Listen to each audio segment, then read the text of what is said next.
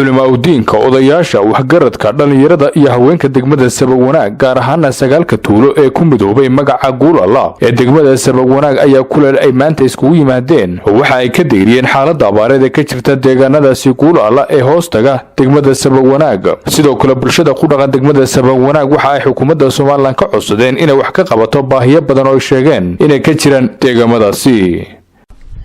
dadku aad buu baahan yahay xooli way ka baxeen waxbarashada ma laha malcaamad quraamaad weeyo qaar leeyihiin waxa lagu hoos bartaa quraanka geed galool hoosti waxaan u baahanahay markaa ay wax naloo qabto waxaan ka codsanaynaa madaxweynaha Muuse Biixi Cabdi waxaan leenahay madaxweyne Muuse sagaalka iyaga tuule Guul Allah la yiraahdaa marti waxaan u nahay inaad waxna tarto oo wax noo qabato waxaan u baahanahay boarding diiniya oo lagu barto diinta iyo boarding lagu barto maadiga hanolo doono riigaas halkii uu ka soo baxo sagaalka iyaga tuule heshiis baan ku nahay halkan waxaan kaga koobanay sagaal tuule oo ku midoobay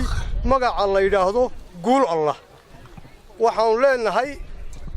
ugu horeyn hanolo qabto riig waxbarashada beeraha caafimaadka raashin ay lacag abaareedka haraysan horumarin hanalaga siiyo waxa naloo qabto intayada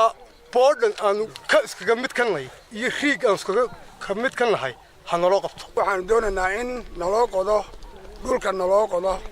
oo nalaga caawiyo qodaalka nalaga caawiyo xagga